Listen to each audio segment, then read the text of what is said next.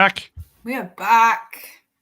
for the October. Geez, I cannot believe. So, someone was saying to me, "Yeah, we'll see you on the 1st of November." I'm like, "What? That's ages away."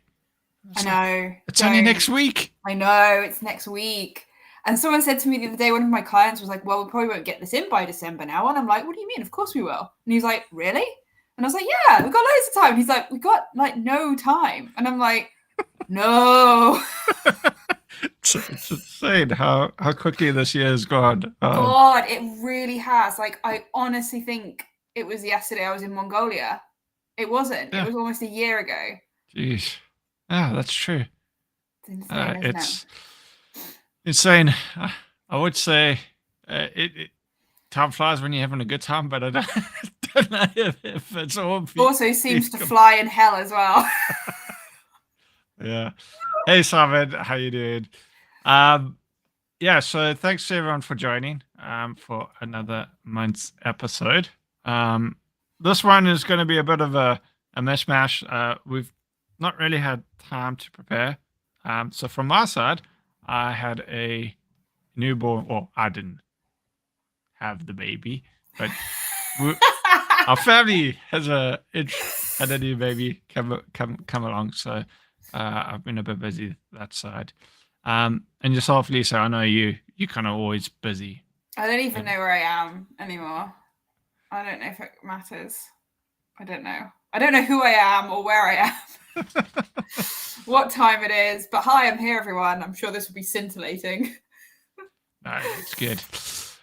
Good to have you back. Cool. So, having said all that, I think the first topic we're going to discuss was around the changes that have been done to X, Twitter, whatever the heck you want to call it, around the blocking functionality. Now, as far as I understand, and please correct me if I'm wrong, the change that's being implemented or going to be implemented, I'm not too sure if it's there yet, is you will be able, whoever you block will still be able to view your posts if your profile is public. Whereas in the past, that wouldn't have been the case. Yes, that's correct. But they can't interact with that post. Yeah. They can't comment or retweet or share it. Obviously, they could screenshot it, I suppose, but... Yeah. So there's been a bit of contention regarding it. I'll let you go first. Oh, how kind! How kind of you to let me go first. Look, there has been some contention, and I loathe am I to in any way defend Elon Musk, and I'm not defending him. But I do also think we need to take this with a little bit of a pinch of salt and look at the actual reality of the situation. So the reality is, if you are blocking loads of people or you're really worried about stalkers, and really you'd have a private account anyway. I would have a private account. If I was really, really concerned, I'd make my account private. Simple as that. In which case, this change doesn't affect you. If you have situations where you've blocked people, and I've had this, and I know there is one particular individual researcher in the industry who has been known to do this a lot, once blocked, made sock accounts and popped up with a new name, and everyone was like, "Oh, I think this is so and so," from the way he's tweeting. This is already happening, and this doesn't stop that. Like, it doesn't make any difference to that, really. Yes, it makes it slightly easier. They don't need to. Well, it sort of makes it slightly easier because they don't need to make a sock account to view the tweet, but they still would need to make a sock account to comment on the tweet. So you're still actually, in my opinion, you're not really in a worse position. I don't like Elon Musk. I don't like how he's running X. But in this particular case, I think there's been outrage for the sake of outrage. I don't think it's as significant as people are making it out to be. Yeah, I agree. So the irony of all of this was, I found, is before Elon Musk took over, if your profile was public, it's public. You didn't even need to authenticate. Yeah. So, and in fact, since Elon Musk took over Twitter, that's no longer the case. Yeah, that's true. So it kind of ironically he's kind of changed that, which is kind of weird. I don't think that's intentional, but it's just kind of ironic that it's ended up that way. So yeah, I get what people are saying, but I'm like same page as you, where in reality, if it's public, it's public. Go create a new stock account, or in the past, you didn't even have to do that. And I hear some people say, "Oh, harassment." They're not going to go through the uh, extra steps of doing that. In my view, they will, because Oh yeah, they will. harassment will go out of their way to cause misery on your life. So for them to create a new account is very little I effort in the agree. grander scheme of things. And you see this happening on other platforms that do prevent this from happening, right? So Instagram, if I block you, I can block your account and I can block any accounts that become associated with yours. And people still stalk and harass people on Instagram. Yeah. So they're just creating sock accounts. So it's honestly, I think if someone is sufficiently motivated, they'll do it. And to be honest, with this Twitter situation, yeah, you can view it. You can't actually write anything or share anything on it unless you create a sock account. So yeah. And just to be clear, and make it absolutely clear, we are not vouching for harassment. It's wrong. We're not saying it's right. It's just, but unfortunately, that's the reality. And I think yeah, we have to face up to the reality and focus on things where it matters. And in this case, I don't think it's going to make any difference, if nope, anything at all. no, It's just one of those cases where I don't quite grasp the change, but yeah, at the same time, I don't see the change really making a significant impact. yeah, no, I agree. And I think there are other things. Actually, it's all pros and cons, because I was having this conversation with someone the other day. I actually get this problem where people who follow me on Twitter can't DM me, because the one really good thing about Twitter that we don't talk about is that I have a setting that if I don't follow you, you cannot send me a message. You can comment publicly, but you can't send me a message, right? Which is fantastic. And there's not many platforms that do that. And people go from Twitter, where they want to send me a message and can't, onto Instagram, which does allow you to send messages to anyone, private profile or not. You can send a message to them on Instagram, and then send me absolute nonsense. Like the other day, someone sent me a message saying, "Why are you and your friends working for Iran?" So you and I need to have a conversation, Sean. I don't know why you're working for Iran. I don't know where you're taking the money. We'll have a conversation offline, because obviously something's going on. But absolute nut stuff. And they'll go onto Instagram to send the message. So when people are sort of saying people won't make effort, or they do. Like, if they want to send you horrible stuff, they're going to find a way to send you horrible stuff. Like, I don't think this makes much of a difference. And like I said, there's positives and negatives to every platform. And Twitter, you can stop people sending you messages, which is a huge benefit. Can you imagine if you could do that on LinkedIn? LinkedIn would be peaceful. Can you imagine if you could stop people sending you, "Hey, I've just checked out your profile," and you're like, "Oh no, not again." I noticed you built a shed. Are you interested in a degree career? Yeah, we've got a great job for you doing this unrelated thing. Yeah, fantastic content. Thank you so much for wasting my time. But yeah, that's very true, and it even goes further. You can limit who actually interacts with your posts, tweets, whatever you want to call it, as well. Like you said, it's pros and cons, and in some cases, I think that's sometimes misused, where people put things out potentially contentious and then don't allow people to have a valid debate around it. It's a way of shutting down debate in some instances, but the option's there. I mean, people are going to be people at the end of the day and misuse things, and we can always disagree on. Well, we'll always disagree on everything across the spectrum.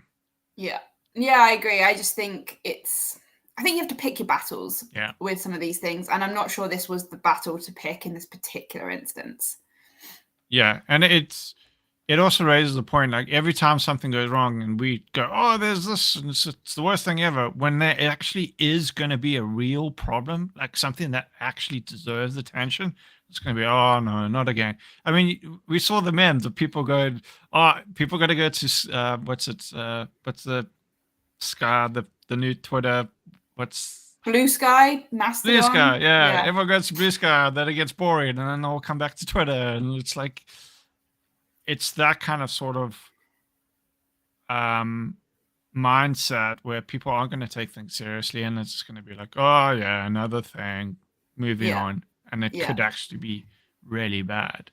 Yeah. Hopefully we don't find ourselves in that situation, but you never know. Yeah, and I think this is the thing for me. We've seen pretty awful stuff happen. So initially we saw the situation with Facebook and kind of interference in elections, interference in democratic processes. It was all uncovered. It looked really awful and guilty with Cambridge Analytica and Facebook. We were like, everyone's boycotting Facebook. We're boycotting Facebook. However many years, I'm still on Facebook. I use Facebook. I use Instagram, and I've got WhatsApp on my phone. So well done, Lisa. You smashed that boycott. And that's true of most of my friends. Yeah. So it didn't work. Nothing happened. Same for Twitter. Elon Musk took over. Everyone did this mass dramatic exodus of like, not my account, I'm leaving. I remember 2 years ago, we actually had this conversation when it happened on this podcast. Yeah. And everyone's back on Twitter because it doesn't really work like that, unfortunately. And I think, like you said, the problem is you start throwing your hands in the air on things that don't really matter. And then if you're trying to galvanize people to actually make a difference, like if we found out that X was supporting, I don't know, genocide in an African country, maybe then it would be worth everyone, burning everything. But you can't really do that when every single time something happens, it becomes this catastrophic event. It's just nonsense. Yeah, I entirely agree. It seems that every time there's a change been made, there's been some controversy, and it's a bit boring, to be perfectly honest. It's just like, and there's tons of stuff you can criticize Elon Musk for. He gives you material every single week, so it's not like you're struggling to find things to criticize. Someone just posted a new name for Twitter X. Exeter. Zita? No, that would be dead. I don't know how to pronounce. Don't give them ideas. I know what it's how you pronounce it. I'm not gonna say it. Okay. We are PG podcast. I have just figured it out. Okay, I'm not even gonna. No. So yeah, it's an interesting one. I'm sure there will be more changes coming and more controversy in that. So we'll have to wait and see what those changes will be and how much of an impact on that. But I think it is important that we call it out, and it's much like security. Like, we can't go tackle every single problem, every single issue in that. Yeah. You have to be selective about the ones that you engage and deal with. Somebody with things like this. So we'll continue. Yeah. So I've got some stories. There's like 1, 2, 3, 4, 5 stories that I've got that are kind of little but kind of interesting. And they range from like cringeworthy up to like actually quite interesting. So we'll start with a slightly cringy one. I read that today the UK government put out this thing this week. It is the 10-year anniversary of Cyber Essentials. And look at your face. No, it gets better. So the speech that was made with this 10-year anniversary thing was supposed to obviously be incredibly awe-inspiring, but the most convincing stat, as far as I could see, that they put forward for it was that the reason that they said, oh, everyone's always asking us, does it work? Does it work? And the woman said, well, I've got this stat for you. Recent insurance data shows, and I'm quoting here, people with Cyber Essentials are 92% likely to claim on their insurance. That's the best stat that we have. That's like saying, hey, I put you through this advanced driving. You're almost guaranteed to make an insurance claim, but hey, you better drive it now. kind of thinking. Like, I mean, I was hoping it would say something like 80% less likely to be attacked, like financial damage from an attack. No, you can't say any of that. They're just less likely to claim on their insurance, which could actually just mean that they've paid the ransom themselves. Like, the reason why I put my heads in my hand, I've gone through Cyber Essentials, and some of the stuff I've seen is just like bonkers. So one of the examples was we had Linux systems, and you couldn't have admin on Linux. Your normal user couldn't be an admin user. Fine, that makes sense. But the way it was worded and constructed meant that you could have sudo on your account, set up an alias to another admin user, have the exact same password. Oh, that's right. You couldn't have sudo on your account. So you could set up an alias to another user, have the exact same password as your current account. So you would still do the exact same command, and that would still pass Cyber Essentials. And don't get me wrong, like I think the spirit of it is good, and it's much like a lot of these compliance things. The spirit of it is good. The execution is left a bit wanting. Yeah. That's the problem with a lot of these. Well, I think the problem is you're trying to apply a one-size-fits-all approach, and it doesn't work in security ever. It never works. It doesn't work with supply chain. It doesn't work with resilience. It doesn't work with like it doesn't work. I think it's that. I also think it's those who making up these kind of decisions and that. What sort of experience and exposure have they had in terms of real attack scenarios or real threats? Have they faced these things? Have they gone through it? Like my example is a good example where on paper it seems fine, but when you start breaking it down and trying to actually work through it, you can find all these holes. And guess what? People will walk around those holes and will implement those flaws. And in reality, you're not actually protecting anything. So my view is that I think sometimes a lot of these compliance things, maybe people who have a previous experience that has subsequently changed, or maybe don't have any experience in some of the areas, and they're making these kind of requirements or not thinking them through and evaluating them. Yeah, exactly. I agree. Well, anyway, happy 10th anniversary Cyber Essentials. It's 10 years old this week, so that's exciting. So the next story is no more uplifting. It's actually slightly less uplifting than that, to be honest. If it gets progressively worse. Well, no, I've got one uplifting story in the middle. So the Dutch central bank has said something quite interesting.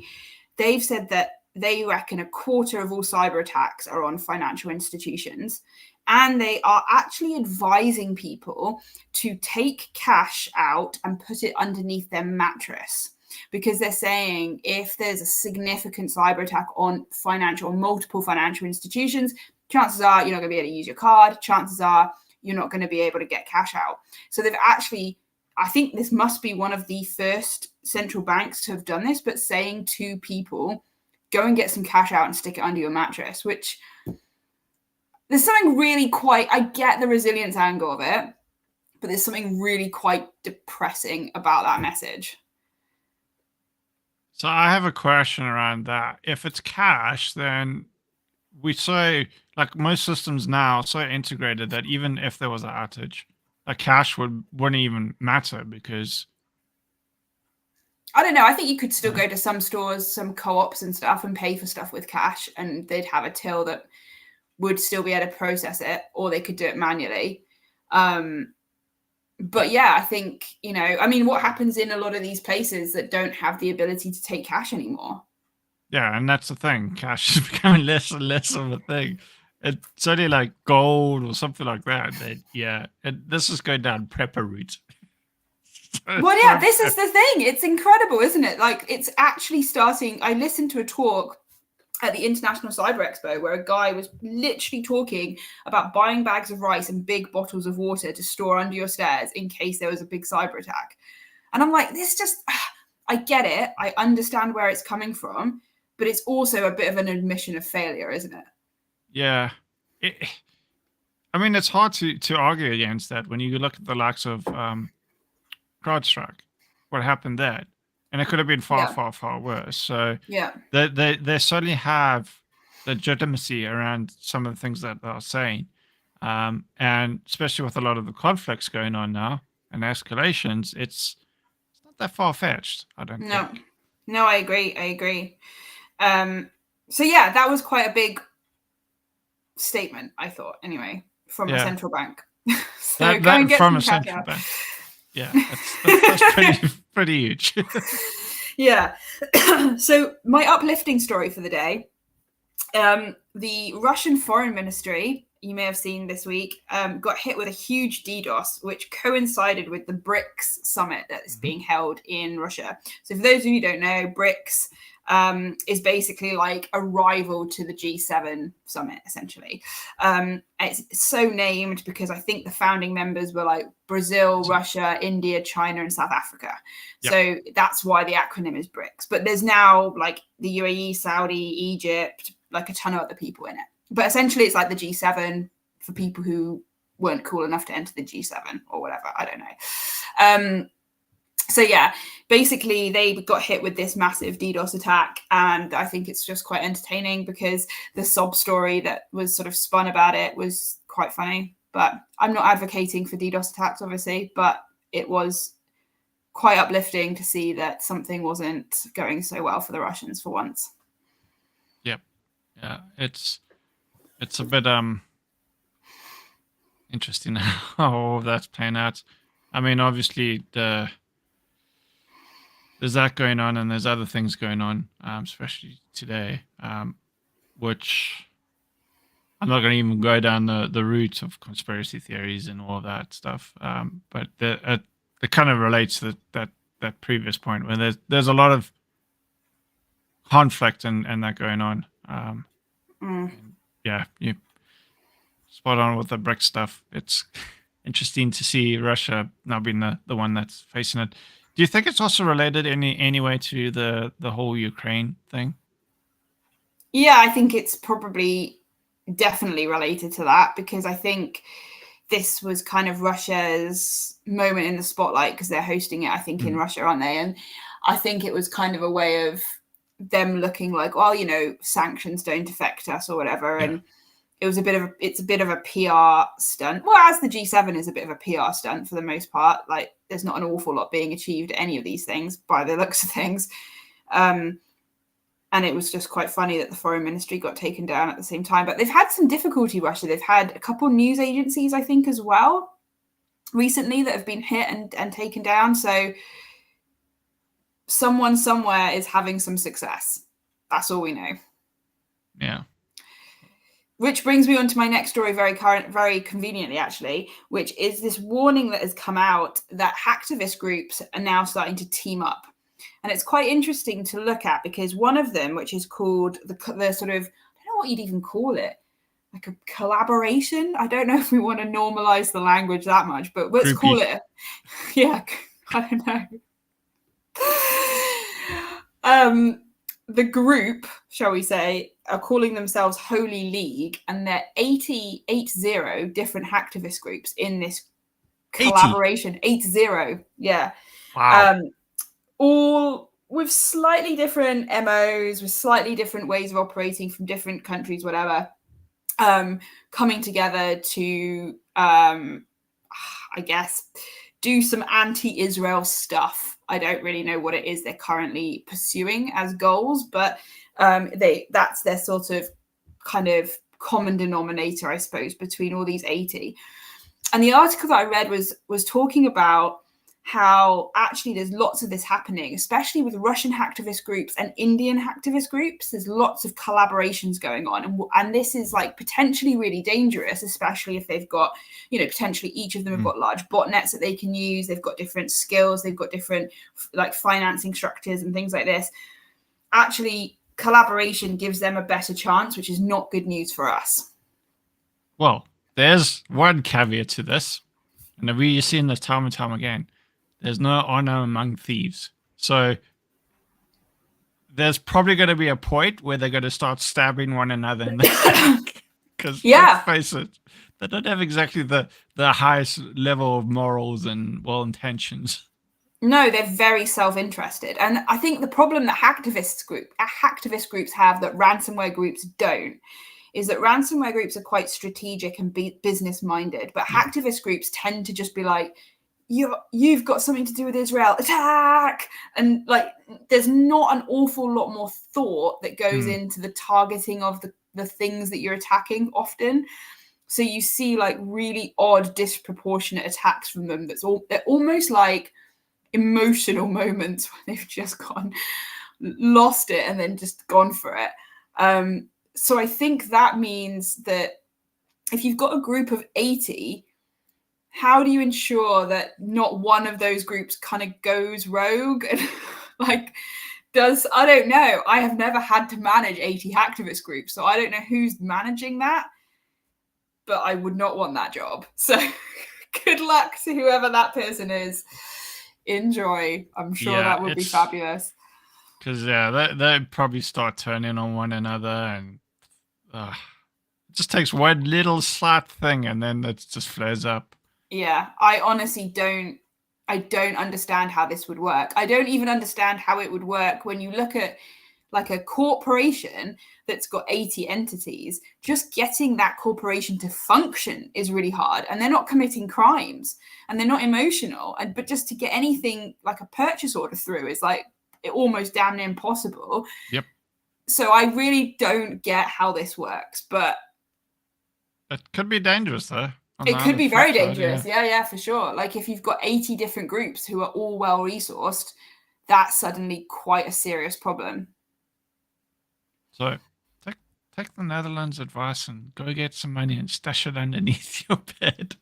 Yeah, I think that's the message we're getting. Go to the bank tomorrow morning. I don't even know where the banks are now. I don't think we have banks really in Bristol anymore. What banks are left? Go to a cash point, take whatever money you can get out, put it under your mattress. That's the message that you're being sent from this uplifting podcast on whatever evening it is, Wednesday or something. I don't know. Yep. People join us for the uplifting content. Always. Yeah, I've got one more uplifting story. Are you ready for this? Oh, it's a good one. So was reading some studies on this. Cyber attacks are up 75% in Q3 this year. So that's 75% from Q3 last year. And it's 15% up from Q2 this year. So it's not looking great, to be honest. It's looking like a really bad year for our team. But they're doing fantastically. So joking aside, I've always wondered about the stats. I'm not questioning the stats. What I'm wondering is it simply a case of more companies who have been breached reporting those breaches? I suspect it could be that, but I also think it's probably a lot worse than the stats are letting on, because I suspect these are people and companies that have some obligation to report, but there's probably a ton more who don't, and keep it completely quiet, if I'm honest. Yeah. So I suspect it's probably worse than we think.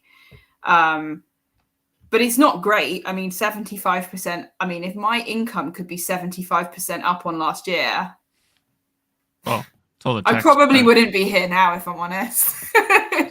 Till the tax person comes along and goes, I'll be having some of that, thank you. All of that. I'll be having basically all of that. Yeah. So there was a question from I figured out how to use this. I can actually show the questions on the screen. It's great. Oh no, now you've just told everyone that their comments and questions just appear on the screen, so we're going to have carnage. Yeah, you're curious where... No, I select the questions that come on the screen.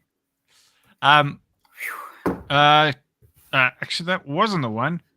There was one that asked from the UK. Actually, where did it go? I don't know where my question went. Anyway, well, there's this one up here. So we don't have a lot of banks. Yeah, so for those who aren't aware, in the UK, there were quite a lot of banks, but a lot of them are closing down. As I get it, a lot of people are moving to online banking, so having branches, and that is obviously expensive and not well utilized. So Yeah. a lot of the local branches are closing down, especially in the villages and that.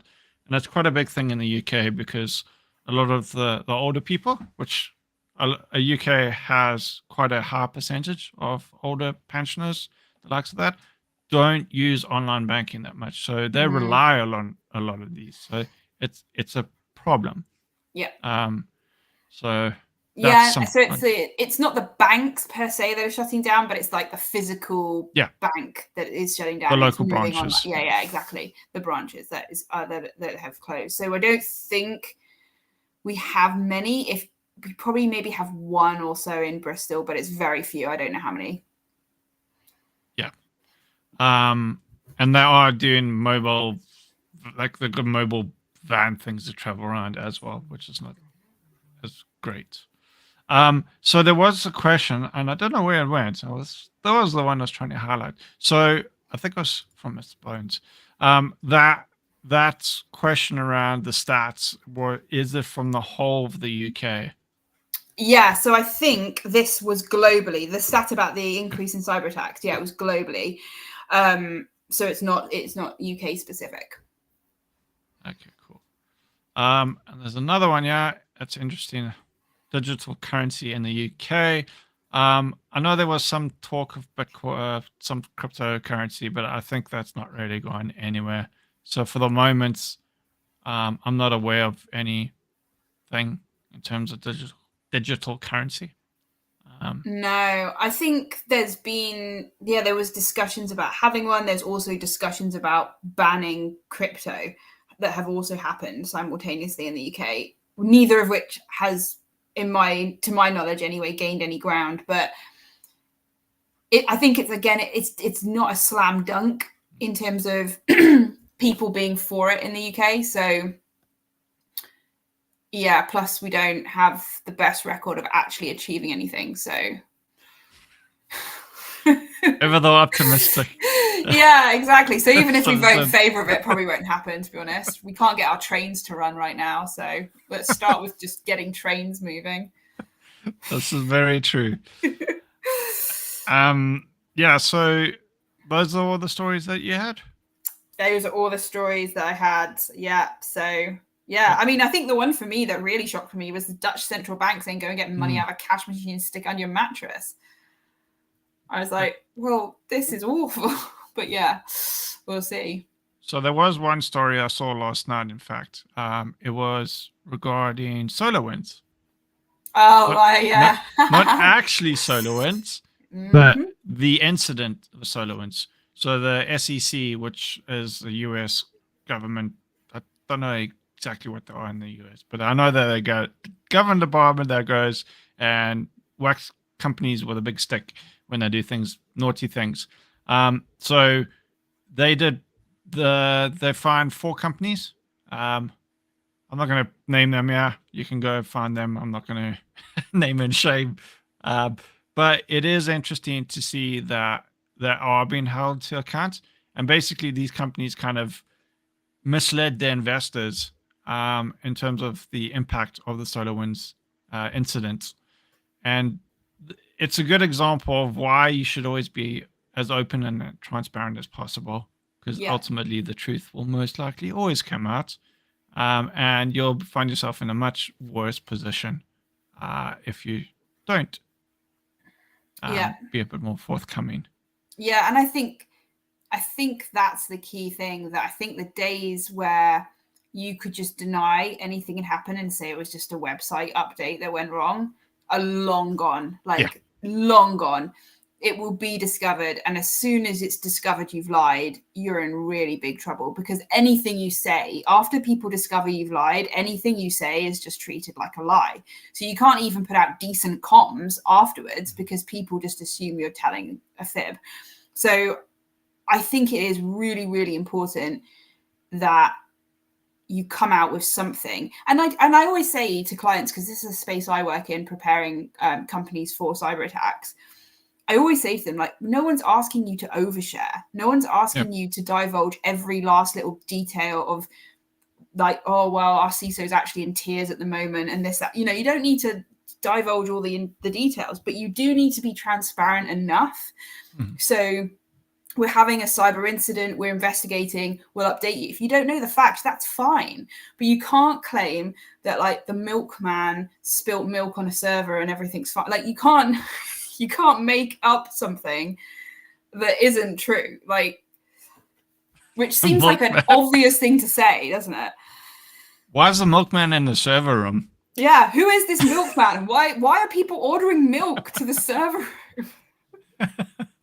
No, that's very true, and I think in this case it is a bit of a difficult situation because it's not those companies that were directly responsible for the incident. It's not like it was their security labs, but at the same time, it still shows why it's, regardless of whose fault it is and all that, you need to be honest and open and transparent. Yeah. As Lisa said, you don't have to go like full level detail, but enough to give the right information and don't try wangle your way out of it and blame the milkman who's in the server room for unknown reasons. It's the worst lies. The only thing I can come up with is like literally atrocious. Doesn't make any sense at all. Hey, don't take me to Vegas. I won't do well. Red or black? The milkman. Yeah. Milkman stole all my money. Why is he in the server room again? Someone's just said. So there's one from Mr. Bones. Have you heard about the D-bot ×2 hack the Chinese vacuum robot? Full cam access, mark access, and house mapping. I don't think I've heard much about this. Have you, Lisa?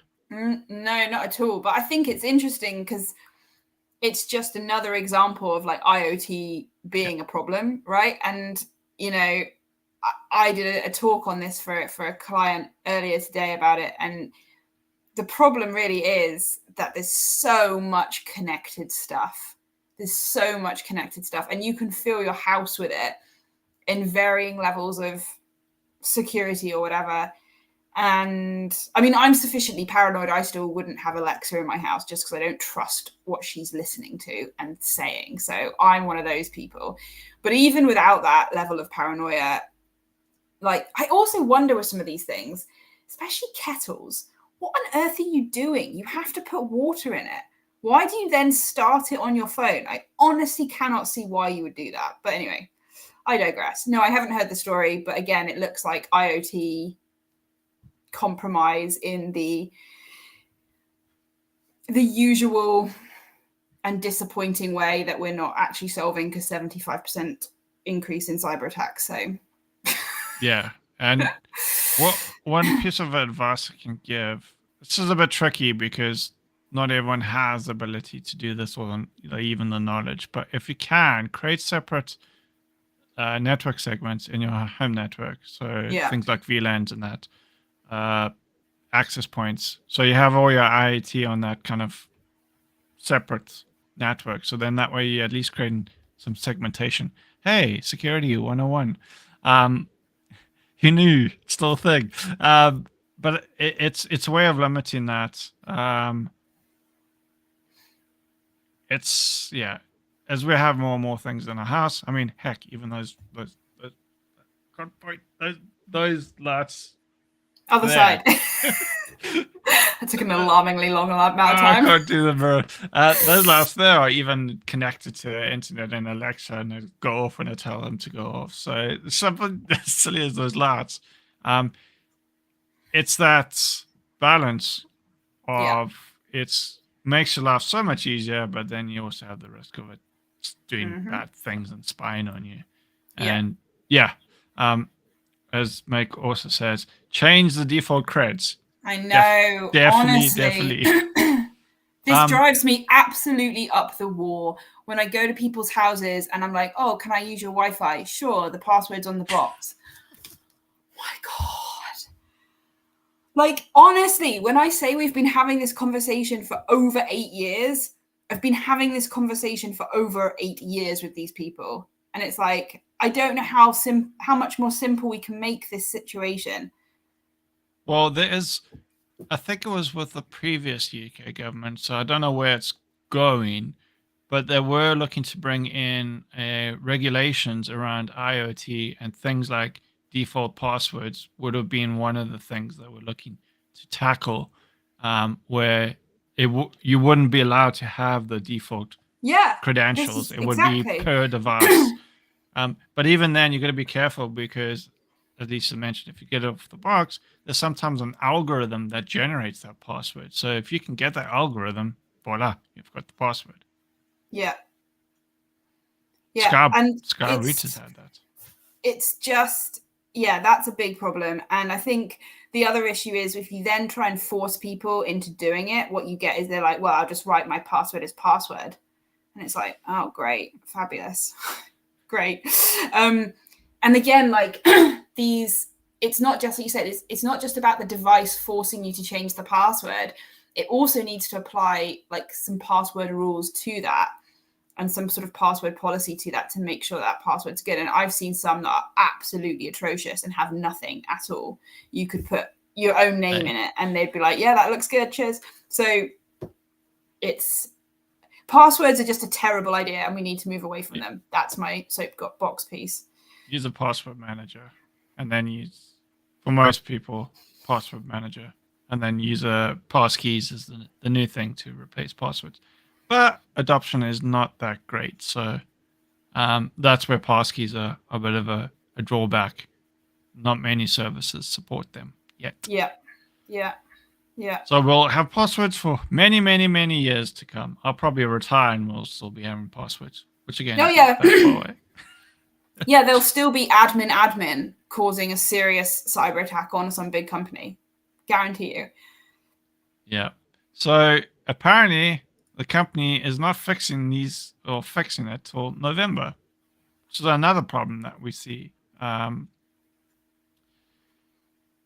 Especially with IoT, they don't exactly move at any sort of urgency or pace. No. I had a I told you so moment from the other half when I think it was our first or second baby. And what it was is like, I'm a gadget person. So I'm like, baby monitor? No, it needs to have a camera, it needs to have the charms, and it needs to have all this cool stuff and a mobile app and all of this. The half's like, we don't need that. No, don't get that. I'm like, no, we're going to get it. It'll be so cool. Watch this. And then I found some weird stuff happening on my network. And as I started digging in, it was this device. And this device was like, yeah, basically on your network, you could view the camera feed, you could control it, you could do all sorts of things.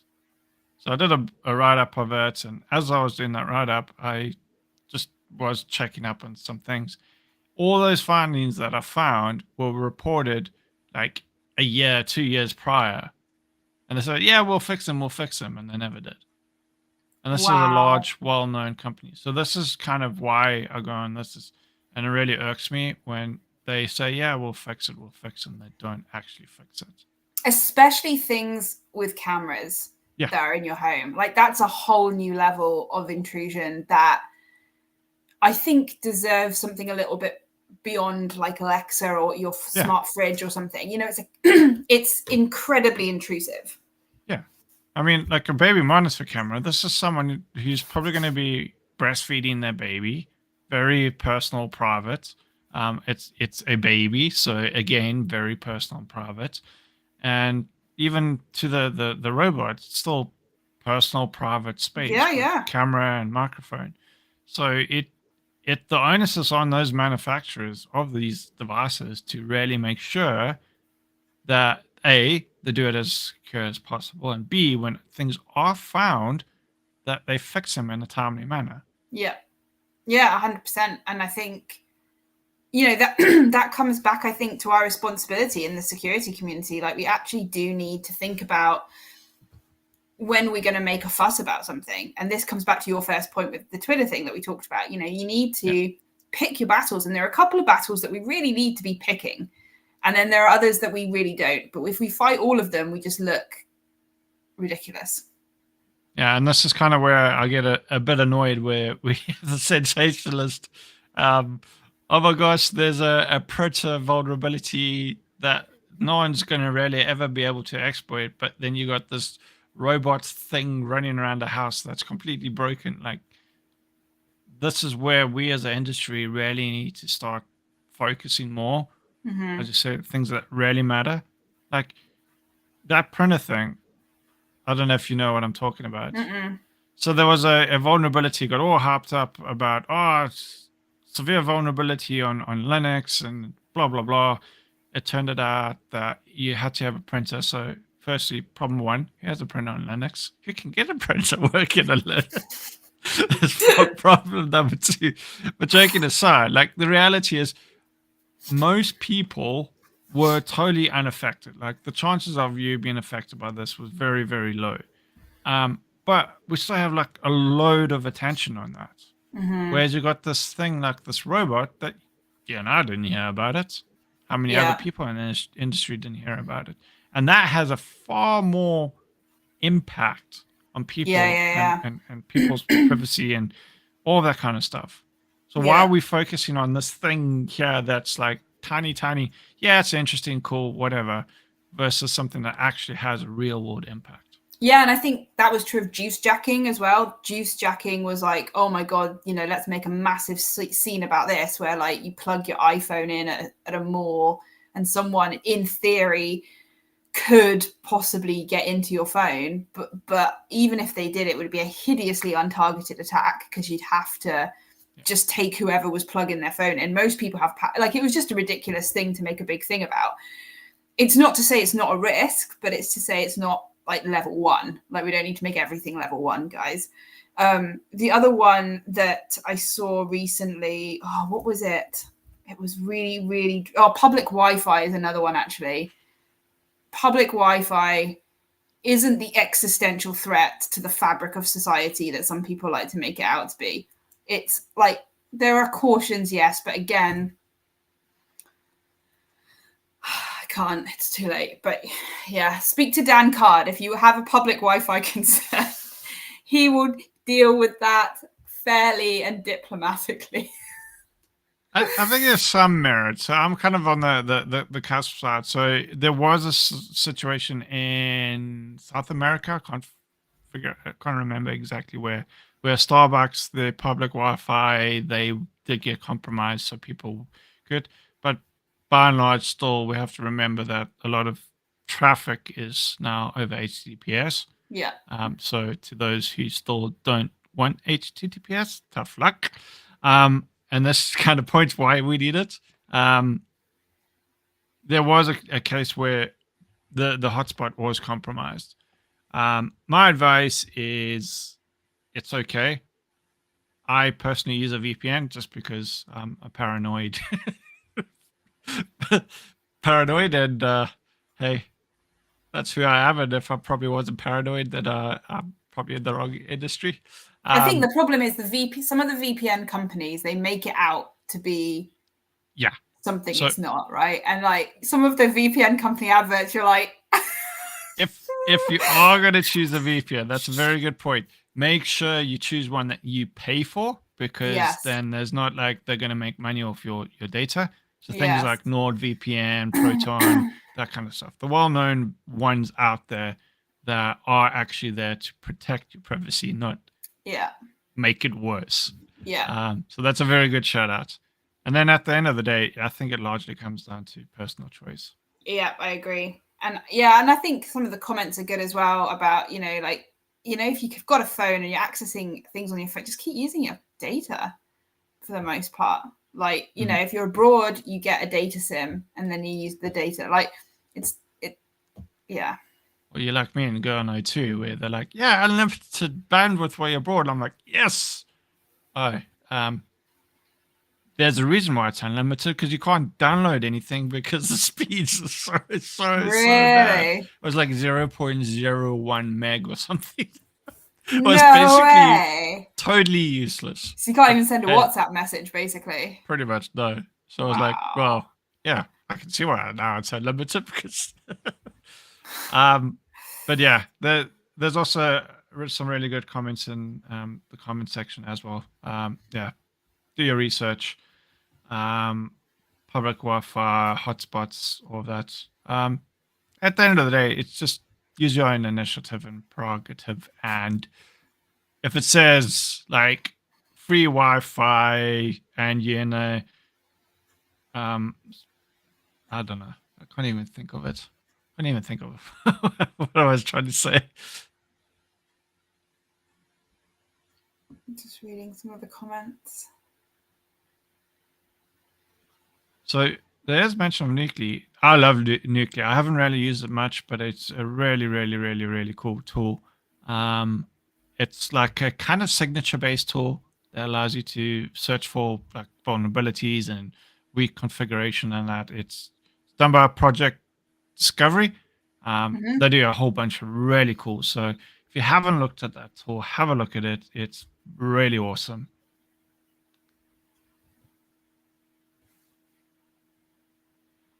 But yeah, I can't think of any other news. As I said, I've been pretty busy, so I've not been focused too much. I've just been reading here and there. And Lisa's made the evening with such cherry news. You're welcome. They only invite me to bring the chair. Especially if you're an insurance company. We are. Yeah, 92% less claims coming your way, so that's good. Still paying the premiums, but paying out 92% less of the time. So the real winners from Cyber Essentials. Yeah. But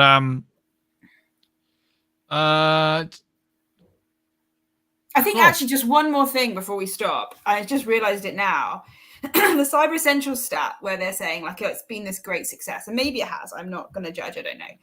That kind of doesn't. A lot of these success stories that Cyber Essentials, other people put out about stuff, don't marry up with the statistic that we're 75% up on successful cyber attacks. This isn't attempts. This is successful attacks.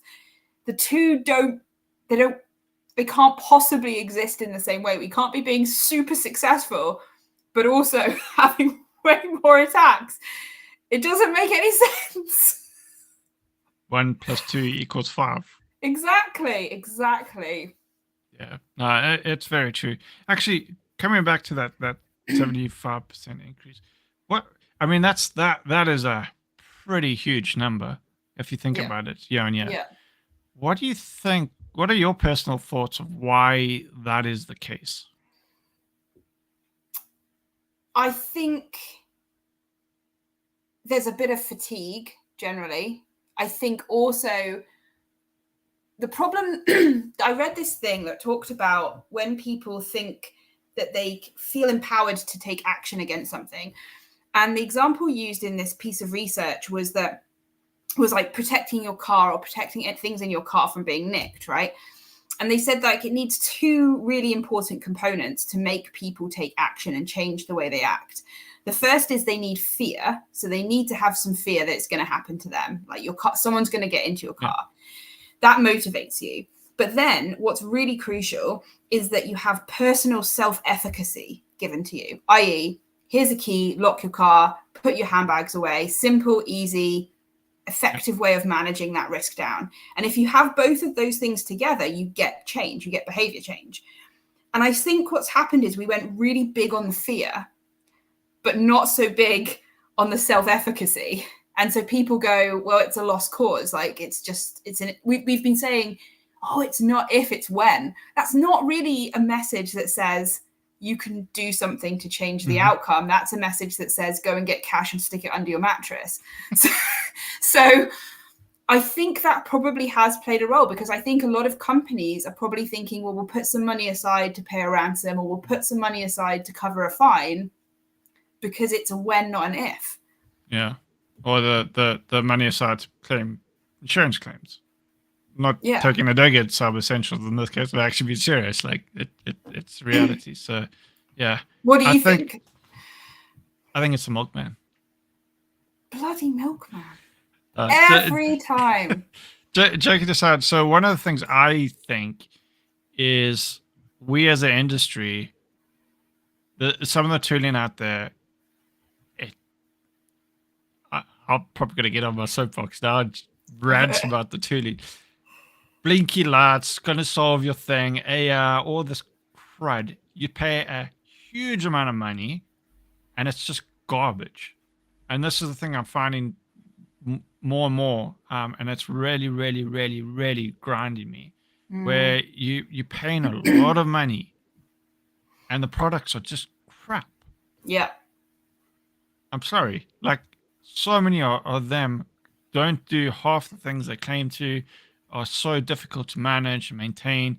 Yeah. So, and this is me as a cyber person. Imagine Mm-hmm. some other person, IT team that's like the budget's stretched and they have to choose between one or the other.